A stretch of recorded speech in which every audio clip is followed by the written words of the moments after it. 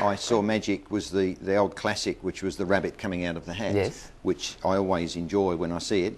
But I could never afford to keep the rabbit because they're very ravenous creatures. So I decided to buy the hat. I got the hat. I've saved up for that. And somebody told me that if it was a magic hat, and you could look inside. Is there anything in there? Can you see anything in there? But if you look right deep down inside, sometimes you can pull the rabbit out of the hat just from the top. And this little devil doesn't eat a lot, so fortunately we can keep him in the act, and he doesn't eat us out of house and home. By just looking at this, I've noticed that there's a lot of version of rabbit out of the hat, linking, like the classic linking ring routine, all the stuff. So, is it very hard to keep up to date, or how would you perform? I do the linking rings, as you mentioned them, but I think it's important that if you're going to perform classic magic, which people would have seen before, that you put your own personality into the trick, because they would have seen it dozens of times, and if you can make it slightly different and tilted towards them in that situation, it's much more important for them then, and they remember it a lot more and they enjoy the magic. So basically they enjoy what your personality when you performing it. So it's basically like acting on stage with a slight magic with it. Yeah.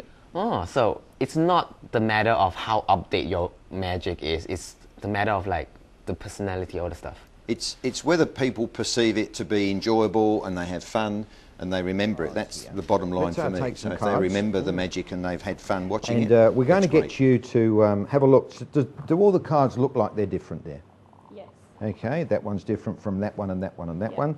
And we can just show the camera that basically all the cards are different. And I'm going to get Lee. I'm just going to cut the cards once. I'm just going to come down here and say, would you say stop for me? Stop. No, say stop for me. Stop for me. Good. Okay. Listen to the instructions, Lee. Okay, and show everybody in the audience the card there for me, if you would be so kind. Have you done that? Yeah. And take the cards again, and now you place the card where you want to. All right? And we've got none left in the box. No. Correct? Leave those over there. And give those a little bit of a shuffle around, if you would be so kind. Very good. And show everybody that they're all shuffled, because we don't want people going in a second, oh yeah, but they weren't all the different ones. They're all the shuffled ones there, okay? Now, could I just take those back? Because I could cheat and I could look through the cards like so to find the card. That would be really cheating. That's not fair. Although what I can do is to look at the cards blindfolded, if that makes sense. Okay. You know what I mean by looking at them blindfolded? Through my magic cloth, which I happen to have, making sure I don't knock any wires, over here. Now, if I cover up the cards, like so, clearly we're going to have a deck of cards which I can go underneath and show your card to the camera. There's your card, yes? 2 of diamonds. No. Not the 2 of diamonds. No. Fine. It gets better, okay? What if I take a second one and it's the 10 of spades? Not the 10 of spades. 3 of clubs. Do you know this trick sometimes turns into a bit of a lemon? Could I just get you to hold on to that, because for the life of me, I don't know where the rest of those... You haven't seen the cards anywhere, have you? No. We've lost the cards. Oh, hang on, what's this? No, that's a knife, not the cards. Ooh, there's a lemon, and there's a... Just let me... Got a horrible feeling about this. I'm very, very carefully going to cut open the lemon, because if we check right inside there, could I just get you to look right in the middle? There's something sticking out the middle of the lemon there.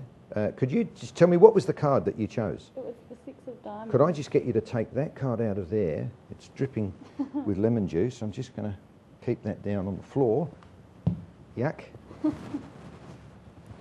And just tell the audience what the card is that you've got there. The 6 of diamonds was in the card. It's in the lemon. Okay, there's a bit of tissue. Okay, and I thank you very much for your attention today, and have a lovely afternoon and see the rest of the show. See you later. Thanks. Bye. Thank you.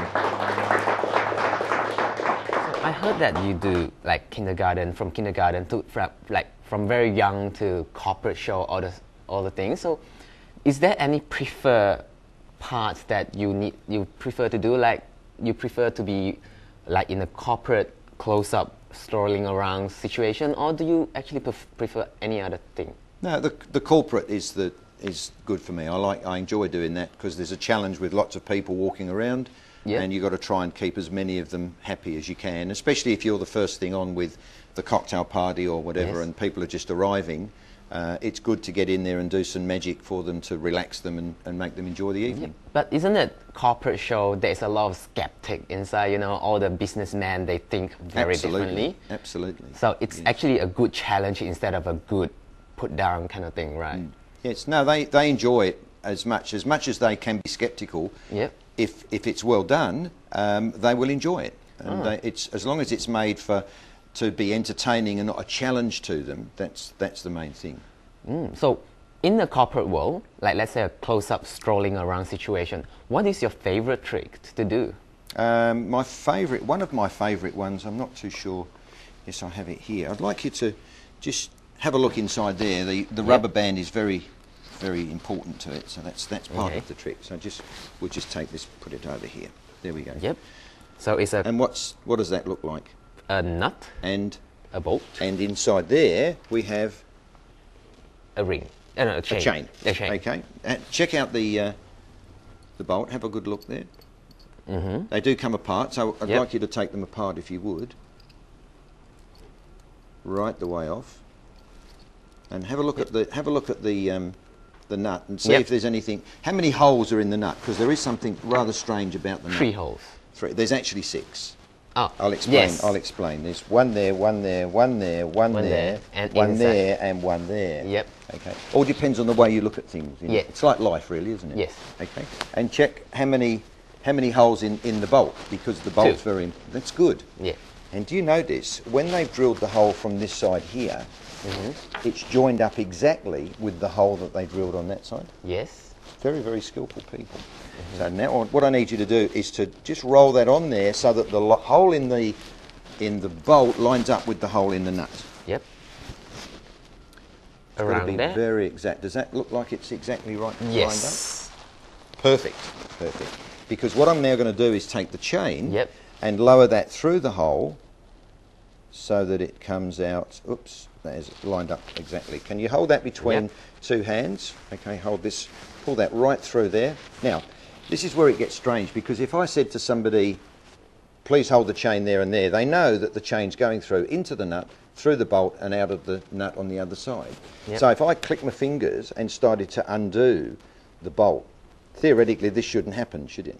Because what would then happen, of course, is the hole that the chain is supposed to be going through would then come down underneath the nut. Yes? I'm just a bit speechless at the moment. So, and then you can take that right the way through, and of course then that will roll right the way through, because we've now got a chain there with the nut on it. Just give me a hand for a second. Whoops. And there it is. That's the chain. So that is a reasonable... I reckon it's a lot to do with the rubber band myself. A lot to do with the rubber band, because it's close proximity to the nut and the bolt. I think they're organising things between themselves. That's cool. This is my theory. So if an organizer want to call you up and find things about you, where should they find you? I have a website, the 3 W's and then MagicTime, all lowercase, .com.au. So it's www.magictime.com.au. That's it. That's very good. So if you want to look at what Chris is doing at the moment, all the things, just visit the website, and we'll stay tuned for some more magic. Thank you. Thank you.